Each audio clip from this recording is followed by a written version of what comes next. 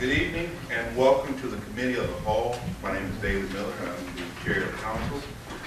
We have with us this evening Ms. Ruth Gray, Councilwoman from Ward 1, Mo Romeo, Councilman from Ward 2, Dennis Fiorelli, Council at Large, and Ed Ico, Councilman from Ward 3. Councilwoman Goodman and Councilman Gelfis are en route to the meeting.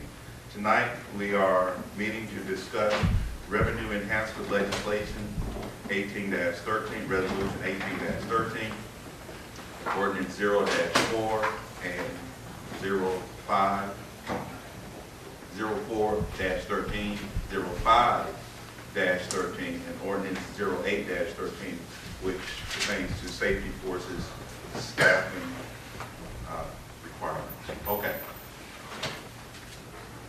We all know why we're here. The last month or so, we've had a number of meetings, community meetings pursuant to an ordinance to address anything beginning with any rollback, then to discuss revenue enhancement for the city. This is pertaining to our current and future financial status of the city, particularly as it relates to the safety forces. We have gone through, as I mentioned, a series of meetings beginning way back at the budget, then going through to the recent town hall meetings, through to current discussions among council regarding which approach to take. Tonight, it is because some issues are contractually required to be addressed by June 1st. We are also obligated to present something to the administration as well as our residents. We have 5 options that we've talked about. And before we get started, or to start our discussion, Mr. Smith, would you kind of bring us back to where we are? Well, we're here to for you to make a decision tonight on our different sources of revenue options that we have. I understand this will be the final meeting for you to make a decision, according to what the mayor's deadline is. So, that's all I have. And for the audience, the options are income tax rollback, an income tax, a safety levy, and a garbage fee. Point of clarification, can you state for the public's record what the mayor's deadline is and what it is for? Well, if nothing is done, with my understanding, by contractual with the unions, layoff notices would have to go out by June 1st. So that is in essence by this week Friday. I think so, yes. Or Tuesday. Just want to let everybody know that. I'm a little confused. So when you said contractually required, you're talking about union contracts? If layoff notices are to be sent out, they have to go out within 30 days. And Oh, okay, you're saying procedurally? Yes, that's what I was talking about. So, But that's a little different, Council President, than how it was stated to us in the budget meetings. What you're saying now, that's not how it was stated. I don't think that I'm mistaking or misstating anything what the mayor said. She's told us that if no revenue enhancements were done by the 1st of June, and there was an email that was sent out, or a letter sent out in our package indicating what had to be done by June the 1st. So it's been pretty clear. No, what I'm saying is, you're saying it has to be done in order for contract negotiation. That's not what was initially stated to I'm us. not following I'm not following what you're saying. I'm saying if we have to address the revenue enhancement by June the 1st, whether it's rollback or A, B, or C, and if nothing is done by the 1st of June, if she is going to go through with any staff reduction, that has to be sent out to the union by June 1st or. I thought her letter said to Rita. But why don't we do this? Why don't we wait? for the Well, mayor? Rita is for the rollback. And the mayor Right. can tell us what her position is, and then we'll know clearly, so that there isn't any, we'll know clearly what her position is regarding that before we vote. But it doesn't Yeah, matter. 'cause we can't The vote. issue is that we are being mandated by administration to make a decision. If we don't make the decision, she's going to issue the pink slips to the departments by June 1st.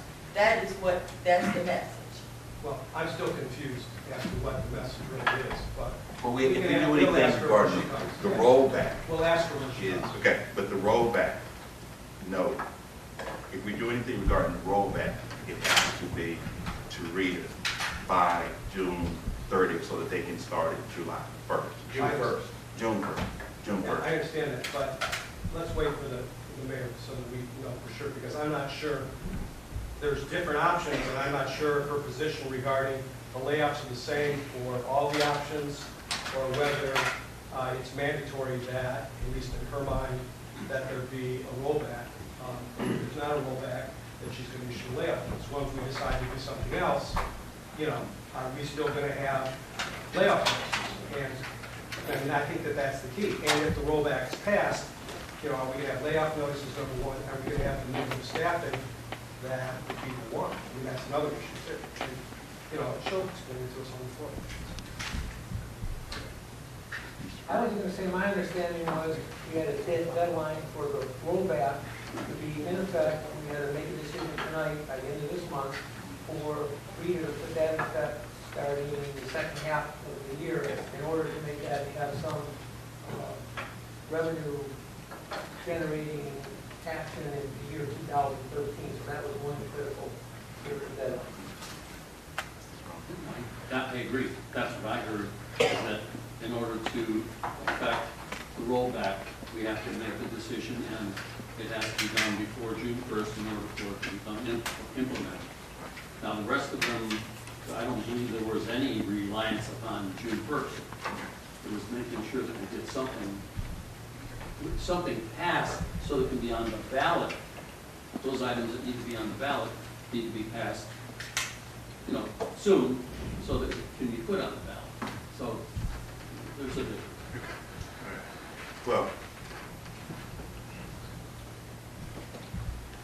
we have those options that are before us.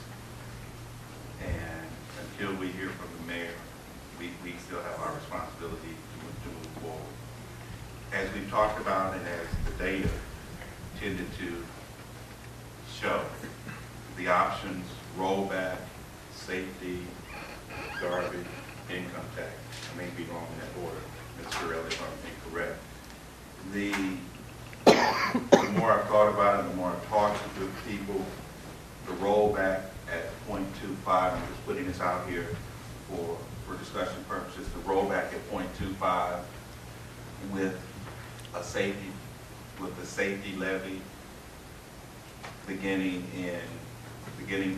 a safety levy this fall, November ballot, with a deadline or a sunset on the rollback of December 31, 2014, with the caveat that upon passage of the safety levy, council would, upon passage of the safety level and 6 months of, whenever the income comes in from the safety levy, council could and should revisit the rollback and restore it to the 0.75. Are you saying by the rollback, sunset, what day? 31 December 2014. So about Next year. was that about 16, 18 months? So with those caveats of passage of the road levy, safety levy in December, income starts to come in, Mr. Smith, you say June, July, council comes back and says, okay, restore the levy, restore the credit. The rollback will start have the rollback passed to the county by July. It will start, it'll be effective immediately in the income tax collection, so we'll start receiving it on a monthly distribution. Safety levy, if it passes in, depending on how the legislation is written in November. If it's passed for tax year 2013, to be collected calendar year 2014, we'll start receiving it first advance in February 2014. Approximately 90% of what is collected at that time will be advanced to us. As far as how much that is, we don't know. We know what the total amount will be when it's all collected, but as far as determining when it will be collected, that's what we just can't tell that.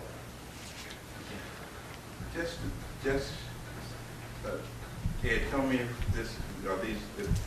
these are the correct dates. A safety levy to go in May, not May, in November, on the ballot. That's correct. If it were to be voted down, the earliest it can come back again in March or May.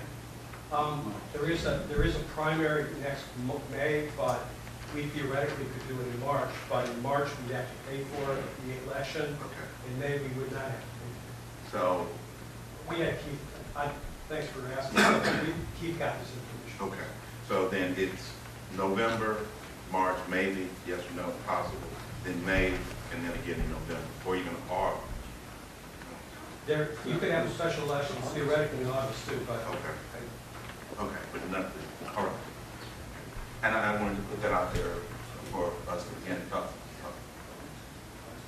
Yeah, the August one will cost, the ones that are not regular elections, regular primaries and regular general elections don't cost us, but the other ones, there is a charge, and I can't remember the exact amount, but it was, probably $40,000 to pay for the people that work inside the booth and for the expense of counting ballots.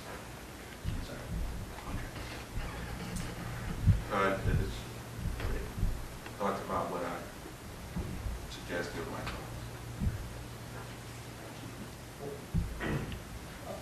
I agree that if we put the rollback on, or if we do the rollback at 0.25, that leaves a 50% of credit left. Okay, and as you said, with the 0.25 reduction on throughout the rest of this year and the rest of next year, and end it specifically in the ordinance, or in the ordinance that the resolution that we would end it December 31st, 2014. Now, as we stated before, any one of the other three items that if they were to pass and generate enough revenue at the beginning of 2014, as our finance director said, we would be obligated, I think, personally, I would be obligated to revisit the rollback and restore it back to 0.75. We've heard that, from the residents that they're not very interested in an income tax increase, but they are very interested in a safety levy or charging for garbage. And I would even go to the point where, if you want me to, I will make a recommendation that we remove the income tax increase from the discussion, because if there's no support for it, then why discuss it? I mean, that's just my personal opinion. One other thing, also the fact that the safety levy, as we found out, and actually Dennis did work on this, is the fact that the 3 mil levy would cost a resident who makes $100,000 a year $92 a year. Value of their home. Right. Value of the home of $100,000 would be $92 as opposed to what we originally said was $300. So, $92. Okay. And it yields how much? And it yields the million. $1,073,000. Right. The finance director, we verified those numbers. 1.7 million? $1,070,000. 1,072,175. Now, you and Mr. Smith have talked to Rita, and that's their best estimate. That's it. That's it. But they've given you a that's it before, too. So that's what they told, and I've gone back and forth with them and explained to them that issue that we had before. And actually, this is dealing with the county. Right, okay, not reading, this is the. Yeah, okay. Just for the record, we've been joined by Councilwoman from Ward 4, Jenny Goodman, and Councilman at Large, Marty Geller. Just to bring you all up to speed, I just threw out thoughts about a rollback with a deadline, a sunset of December 31, 2014, with the safety levy for the fall, and with a caveat somewhere in the legislation that highlights once the dollars come in, maybe May, June, July, once they start coming in, council revisits the rollback and restores it to the full. And we'll just have a discussion about that. Yes. Thank you, Mr. President. My thoughts are, first and foremost, we need to identify a long-term plan and how we're going to be efficient. We need to deal with that deficit. A few years ago, when we talked about trash, I don't think anybody envisioned that there was going to be an arm coming from a truck and lifting a can, and put it in there automatically. I think that's something that we collectively pursued as a city, and there was some efficiencies in it. I think we need to do more of that before we start trying to charge taxpayers dollars. I think there's a lot of things out there on the table where we could save them a few $100 a year and a few $100 there. I think that being said, we're not going to make up the whole deficit spending, and we're probably going to go back to the taxpayers.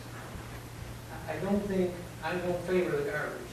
I think if it's going to be related to safety forces, all this money is going to go back into the general fund and to be commingled, ultimately it's really going to be used for the safety forces, because that's what's at stake here. And charging a garbage fee to use the money for safety forces, I don't think it's good fiscal responsibility. The other downside I don't like about the garbage is it only taxes people who live in the city. It doesn't address the commercial properties. All the properties down Mayfield Road, Cedar Center, Oakwood Village, millions and millions of dollars of property values were not shared in that strategy. So I don't think I'm going to support the garbage. The other strategy I think is going to be important is we need to distribute the money equally as possible. And then as far as the tax rollback, that doesn't accomplish it. It only hits certain people. David Millers of the world, where Mr. and Mrs. Miller live in our city and work outside. Mr. and Mrs. Miller, just to be on the record, are okay with that. We Oh, that's okay. How much it will hit us. We Okay. understand the amount of money coming out of it. I apologize for you. No, I'm just letting you know. I use a Furoli house as an example. I don't think our city's best interest is going to be in taxing that small population of people. If that comes back to the safety levy, I think that's to me, the most attractive way to generate the revenue. The tax rollback has another deficiency. It doesn't allow the residents a voice in it. There's that old saying, taxation without representation. I think we need to have our residents a voice, and we need buy-in. To try to do this without buy-in is not going to be in our best interest. I do not see supporting the rollback beyond 12/31 of this year. We have November to let the residents have a voice. And if it fails, what's your? I'm optimistic, But if, and to use Mr. Ico's phrase, devil's advocate, what if it fails? Worst case scenario, as a desperation, you can revisit the rollback then. So you have that trump card. If it was designed to give council an emergency measure, why give it up? Why use that when we don't have to? We have an opportunity to go to the ballot, generate the revenue that accommodates the budget deficit, it preserves the safety forces. I think that's the best strategy to pursue. And I've got a feeling that I really do believe if we put a plan together and demonstrate how the city's been responsible, can be more responsible, I think we could win that out of that hour. Yes, ma'am. Well, I understand what you're saying, Dennis, but we were elected to make decisions. Some of them are popular and some of them are not. But we were elected to make this particular decision regarding rollback. We were given the opportunity to say, look, we are going to make this decision based on our needs here in the city of South Euclid. I understand what you're saying, but I think we have the responsibility as a short-term solution to affect the rollback and then rescind it in the future if in fact we get one of these three to support and give us the monies we need to carry on. Yes. Thanks. I thank you for pointing that out, and I do feel that we in a duty to make a decision, and I think we will be making decisions. But if you look at the projected budget for the end of this year, it's $2,500,000, and we have the benefit now of another $400,000 due to the state tax. That's going to put us, if we get nothing, at $3 million. So we do have the luxury of not using that trump card and going over the voters and saying we're going to do this. I mean, we're going to need the voter support at the end of the day anyway. So I'm saying if we put a case together and plan on a safety levy in November, that will keep us above one. I mean, if we're down to zero, then we have to use that safety measure of tax rollback. But we're not pressured to do that. But we're also just going to take a wait and see at. Oh, no wait and see, sorry. Yes, I think I wanted to try to kind of go in order, I got you, but I wanted to respond to something that Mr. Fiorelli wrote, and I want to make sure that it's clear. It's not as if this money is coming out here without other things attached. This is a memo that was from two council members from Mr. Smith. During the 2000. I'm sorry. Can you identify it so we can look at it too? Yeah, yes, we all received it in our packet. What It's the memorandum of 5/23/13. Oh, okay. Okay, thank you.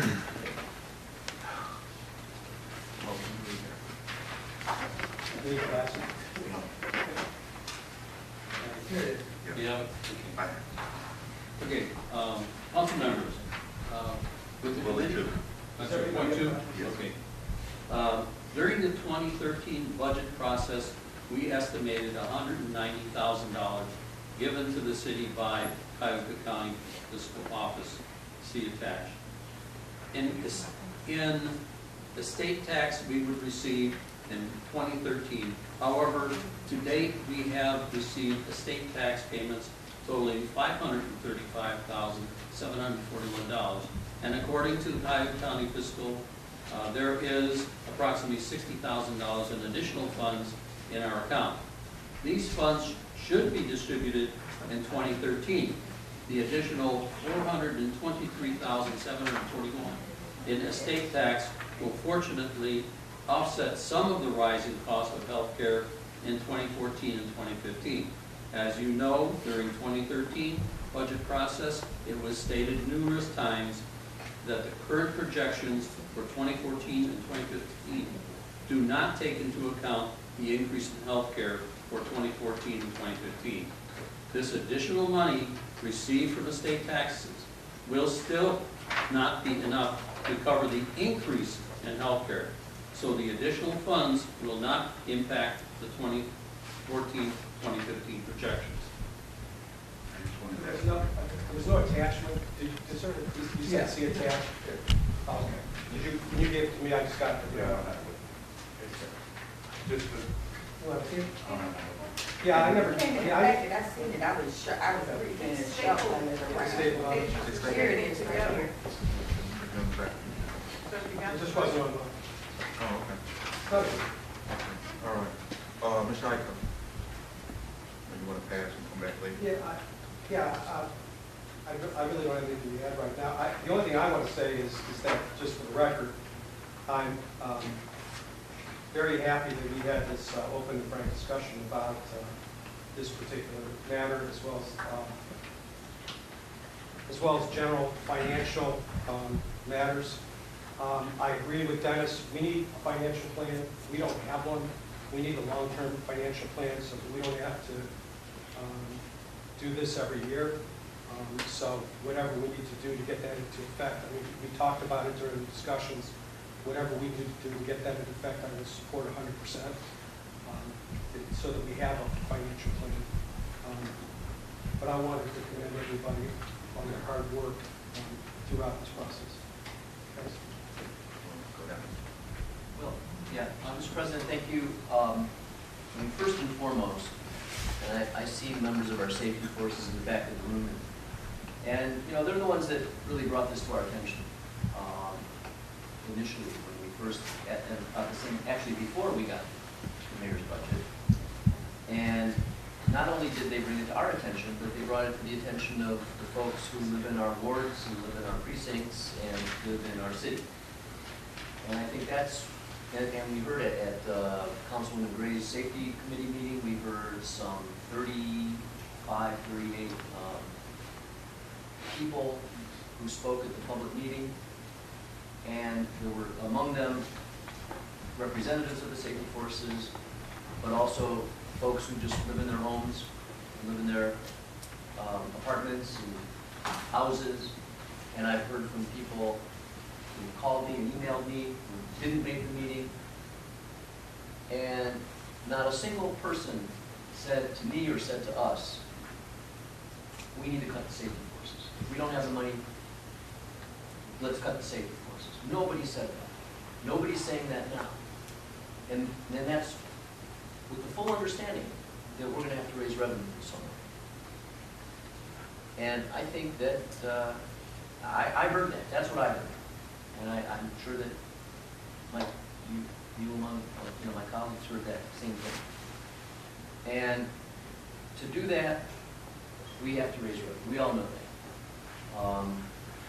I don't like the idea of the rollback, but it's what we have. And I appreciate that we can do it with the sunset. And I don't know if, after 2013 and 2014, I don't know if 2013 is enough time. But I do want to respond to something that you said, Councilman, that Mr. Fiorelli said, taxation without representation. And I know Councilman Romeo alluded to it, but I want to say it. This is not taxation without representation. We have been elected by the people of South Euclid. Each ward has a ward representative.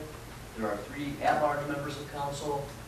And if we get it wrong, then we're going to hear about it when we go for re-election. I don't think we got it wrong. I don't think we got it wrong at all, if that's the route we're going. I think we got it right. Because nobody wants to cut the safety forces. Not one person who came up here, not one person who contacted me said, darn it, let's cut the safety forces. I do not want any of my taxes to go up. Nobody wants their taxes to go up. But that's the choice that the cards that we're dealt with, and it's the cards we're dealt with by the state. Our legislators in Columbus and our governor have a different philosophy on how to appropriate money to local government than we've had in the past. And that's what we're having to deal with in the municipal government. For folks who think that they're doing it right in Columbus, you pay one way or you're going to pay another way. And this isn't our doing that caused the shortfall in our municipal fund from the state. This is from the administration and the legislators in Columbus. And you're going to pay one way or you're going to pay another way. And they forced our hand at this. We have to do this. It's not taxation without representation. It's taxation with representation. And as far as beyond the, I think we do need to take it to the voters, whether it's a safety levy or an income tax increase. I agree with Mr. Fiorelli about the garbage fee. The reason we're here is because of the safety forces, not the service department or any other department in the government. safety forces, we want to keep them intact, we don't want to cut. Nobody wants to cut, and so we shouldn't hide behind a garbage fee. It is what it is. A safety levy says it all. On the other hand, an income tax puts it not just in residents' hands, but the people who come and work in our city. And I think that's probably the more fair way to go, but I think it should either be a safety levy or an income tax across the board with a short term of a rollback of the tax credit.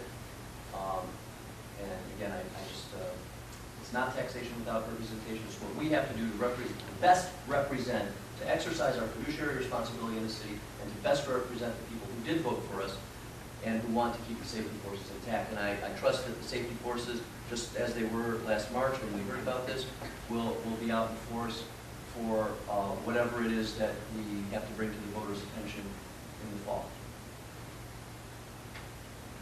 Yes, let me just say this, a couple of things. I had said this as an administrator for years, and it weighs very prevalently right now. Poor planning on your part does not necessitate an emergency on my part. And why I say that is because what we are experiencing right now in the lack of revenue, the urgency to come and press you to bring more money to the table, is not new. Kasich has told us for at least 3 years that he was going to take money. And for at least 2 years, I have brought to the table the question to the Finance Committee, up to us. I said it to us in the Finance Committee. What is the plan? What is the long-term plan? How are we making sure that we don't get to this point? And guess what? My colleagues have not heard me. You passed me by like I was just a wind. You disregarded my comments at the Finance Committee. In 2012, at the 2011 budget meeting, when we passed the budget, I did not vote for the 2012 budget. I did not approve it. And I did not approve it, and I stated then, we need a plan, a financial plan to protect our financial reserves moving forward. I said it then, and everybody disregarded me. When we went into the budget hearings this year,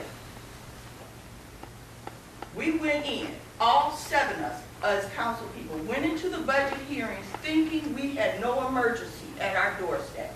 That's what we thought, because not one person, not one administrator, not the mayor, not the finance director, not the clerk of council, not anybody did they come to us and say, we have a financial revenue problem lurking, and if we don't address it, we're going to be in trouble.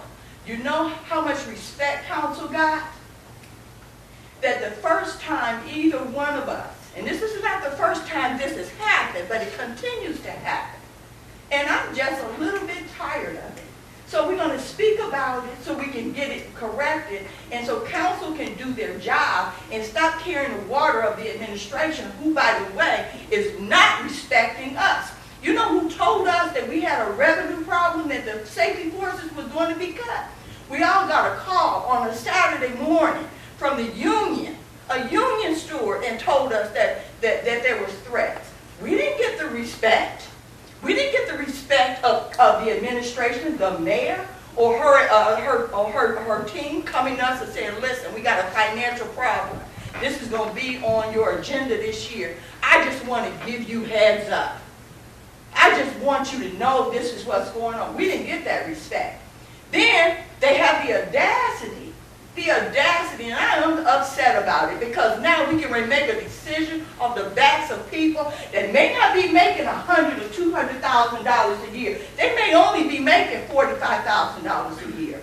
So I'm going to say it. I'm going to represent my people today. They came in here and said to us, not only, oh yeah, you're right, we don't have enough money. Kasich is doing this, Kasich is doing that, Kasich is doing this.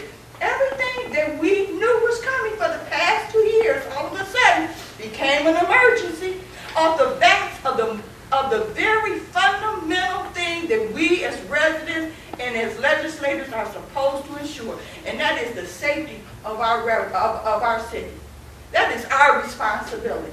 But we're allowing it to be tousled like a puppet on a string. If you don't do what I want you to do, then I'll cut it. Oh, it don't work like that. And it shouldn't work like that. It absolutely should not work like that. So we're being told, not only is it going to be cut, we're going to strip your forces if you don't do it by a certain day. And we're just going on doing it. We're just going on. Yet we still today have to make a decision, but still today a council person's got to say we need a long-term plan. Well, who's wagging the tail? Who's wagging the tail? So that's my first point. The second point, I gave that. The scare tactics. We can't run a city like this. We cannot run the city. Now, granted, all of that said and done. We know this. But you have not proven to me, the city has not proven to me that in year 2014, we are facing an emergency. We still have money in the bank. And while we still have money in the bank, we still have the right and the responsibility of council to take this to the people. We should only use our legislative power to roll back that income unless it's an emergency. And you have not proven to me that it's not an emergency. That it's an emergency. You haven't proven to me. You have proven to me that if we don't do it by 2015, we will be in a deficit. We will be in critical levels. But you have not proven to me that we don't have time. We don't have time to take this issue, whether it be the rollback or whether it be the safety levy or whatever, to take it to the people. I mean, we're just running around here, letting the administration bully us into making decisions. And it's about time we stood up as council and did what we needed to do for our residents. Our residents came in here and told us they expect no cuts to their safety forces. Yet, we are finding out that these meetings, that some cuts have already been made. Some of the minimum staffing numbers have changed. People have left positions and they haven't been filled. That's not being disclosed to the people. But they have already been done. So let's talk, if we're going to do this, let's put it all out on the table and tell the public the truth. We're going to take your money because we have the right to take your money. So something ain't right with that. I'm going to take your money out of your pocket because the mayor told me I needed to. She wouldn't give me a plan moving forward as an administrator, but she told me to take your money out of your pocket. But she's not willing, nor are we. We, council 7, willing to require minimum staffing. Something ain't right with that. And I think it's fundamentally wrong. As a council person, I think I can't, in good conscience, I won't stand on anything that I think is not right. And I'm making this on my behalf. I'm not speaking for any of you as council, I'm speaking for me. What I see is the truth and what is the right thing to do. And I say, no rollback, take it to the vote. I say, the safety levy, take it to the vote. I have enough confidence and assurity in these residents that I believe, hands down, categorically, without a doubt, I believe it, I have faith in it, and I will take it to my grave, that if given the opportunity to cast their vote at the ballot box, they will do the right thing because they stood there and they told us what they believed the right thing, what they would support if given the opportunity. But definitely, under no circumstances should we cut their safety forces. And that was clear. Yet we are having a problem with addressing minimum staffing. Something's wrong with that. And that's it. That's all I got to say.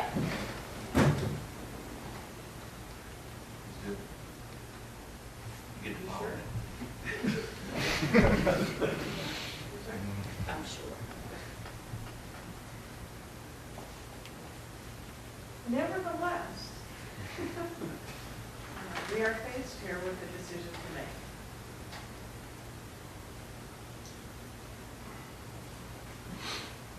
I'm right about a lot of things. I disagree about a lot of things.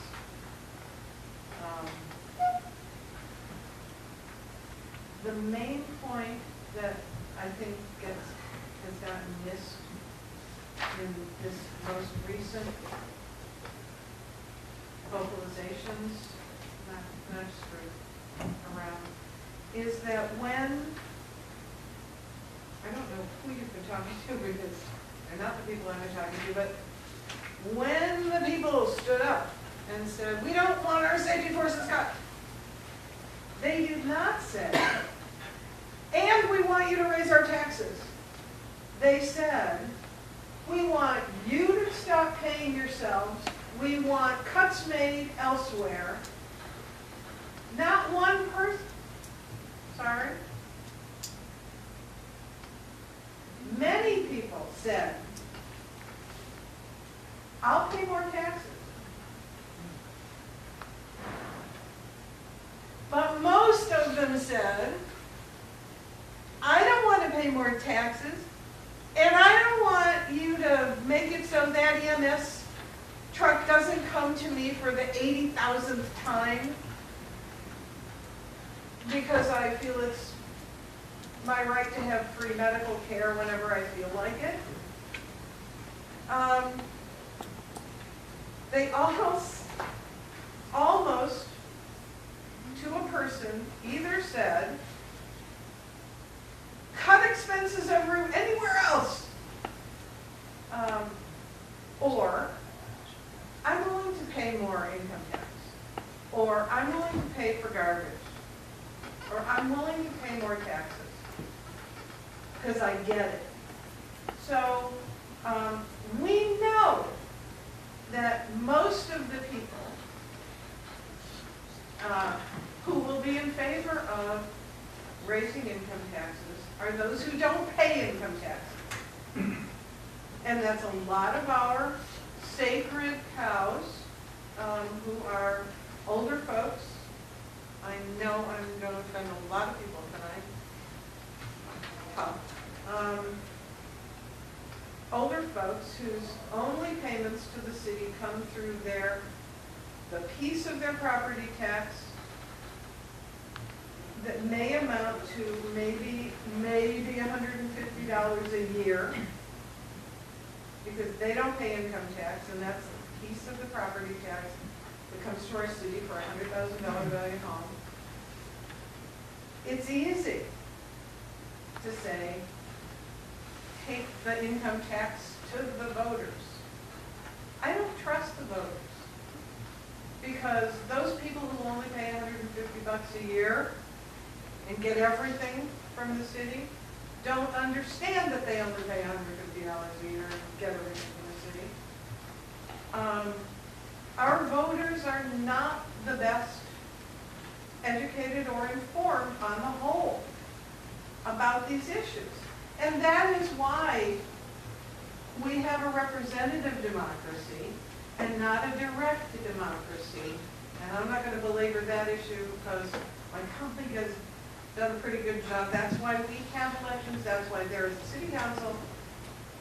They have elected us to make decisions. There must be one way that a city council can, without having to go back to the voters, make an important decision if it means keeping the doors open or keeping safety forces intact. fairness, fairness is a huge issue here. I'm one of those people that makes it her money outside of the city. I am gonna get hit for maybe, I don't know, depending on how big we go, $125 a year more. That's worth it to me, because I understand. And I'm willing to shoulder the burden, and many people that I have talked to who are in the same position as I am are willing to do that for the short term. I would go for sunset at the end of the year, and then if we have to renew it, keep it going, okay. To be honest, I kind of trust that a little more because we can do that almost instantly. I kind of trust that a little more than putting a sunset date of the end of 2014 on it, because we'll be tempted not to reveal it when that other money comes in. But if we have to, Language though. pardon me? If it's written in the language that we have to read it. It would be written into the. No, but that doesn't, it's in force until we repeal it. If we sunset it at the end of this year, then we have to revisit it. It works two vastly different ways. It dies and then we can resurrect it. Or it lives and then we can kill it. Yeah, we're not likely to kill something that's, yeah. So I kind of wouldn't mind doing that. I would go with the longer sunset, but I think in fairness to our constituents who don't really trust us lately much, that sunsetting it sooner and then coming back and having to take on a responsibility that we were elected to do, to see where we are financially and continue it if we have to. We need this now. We need to put money in the bank. Makes me real nervous to say, well, we'll be okay at the end of this year. If we still need it, then we can come and do it. We're talking about it now. The issue is now. Problem with the safety levy. Sorry, guys. Problem with the safety levy is you pass a millage on it now. If it passes, it's a certain millage now, based on property values. Property values don't get reassessed for 2 years? 3 years, 2 years, 3 years. Yeah, right, okay. So we're at that same level in 3 years. Sorry, guys. Do you honestly think that our safety forces expenses aren't going to go up in that 3-year period? Beyond what this safety levy will bring in? Because our property values aren't going to go up according to assessed values. Our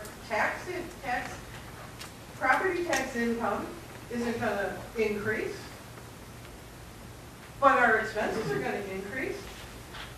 Tell me you don't imagine that a union whose interest is in representing its members, as it should be, isn't going to say, hey, look, you have all this money, we'll take it, and we'll take all of it. Then next year, when we only get this much off the safety levy, again, we're digging into general fund. The other thing is, those people believe that you pass the safety levy, that's all the money you need to cover the safety forces, which we know is not the case. It's a help, but it's a third of the budget. It's a sixth of the safety forces budget. What would come in? It's not all the money that pays for the safety services. Do you imagine that we can get our voters to understand that? Because it ain't gonna happen.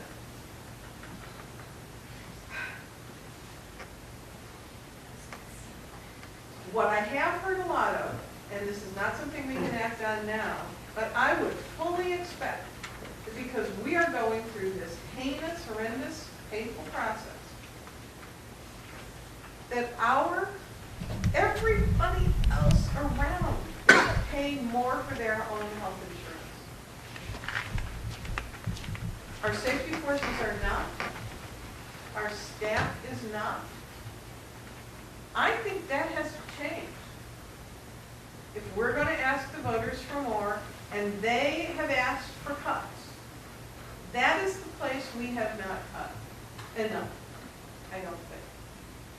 And that means, yes, it means putting more burden on the employees, but we're all going to share in this, or it ain't going to happen, or it's not going to work.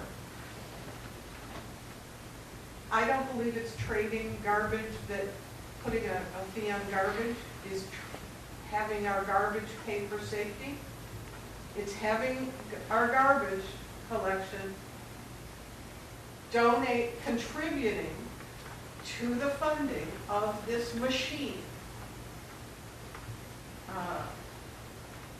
The oil you put in an engine doesn't go to only one little place. It allows the whole machine to work. Putting it that way is, I think, unfair, and I think it's wrong. So I don't think, I'd be okay with the safety levy, but everybody needs to understand that that's not going to rise with expenses. So it's not going to be the be-all and end-all, and so it can't be the only thing that we do.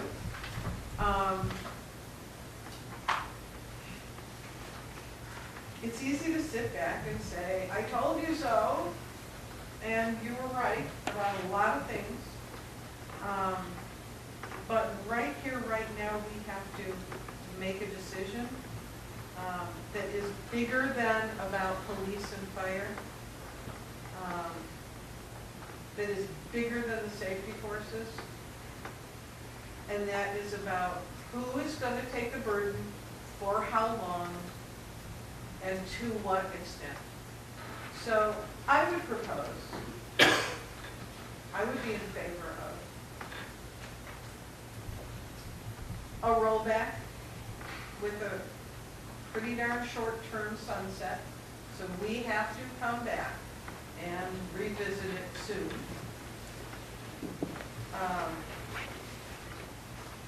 I don't want to be Vermont, where every little village has every person voting on everything.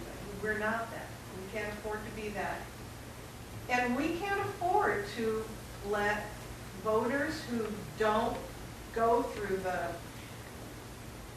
fact-finding and due diligence that we do, who don't know everything that's behind every little expenditure and reasoning, make decisions for everybody. They elected us. If they don't like the way we're doing it, they can kick us out.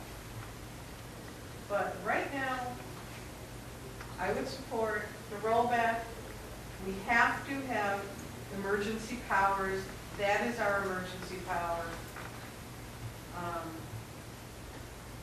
And I would actually, the feedback that I'm getting is people would rather pay for garbage. Because it's on every property. It's on every property, right?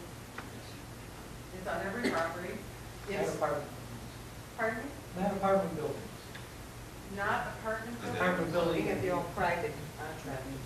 All the apartment buildings on Warrensville, Peter, Okay, so, and that's, and the condominiums.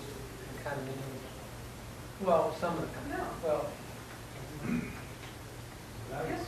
Well, we can ask certainly, but my recollection is that all of those. Round come around. they pick up, Randall would we do? they pick up the garbage. they pick it up at the law. We charge, they pay us back. Yeah, they pay us back. But the number of people in terms of the apartments probably are to be fewer than. Hang on. In other cities, it has no bearing who picks it up. We're not charging them for the service of picking it up by our supplier, our vendor. We're placing a fee on every property for picking up garbage in the city. That don't sound right. Why not? Somebody- Every property in the city generates trash, But if they. whether we pick it up or not. At any rate, most people that I have talked to, and I've asked, really would like to see a garbage fee before a safety levy, because they understand the safety levy isn't going to cover all the costs of the safety services as we move forward. So as long as there is another strategy in place, and I would propose that the repeal of the constitutional amendment, of the charter amendment, gets put on the ballot, so that we are free in case we have to do that. That was ridiculous in the first place. Doesn't belong in the charter to begin with.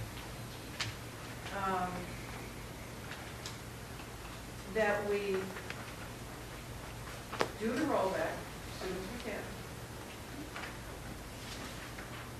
And if you choose to put the safety levy on the ballot, terrific. But there has to be a fallback. If those getting voted on don't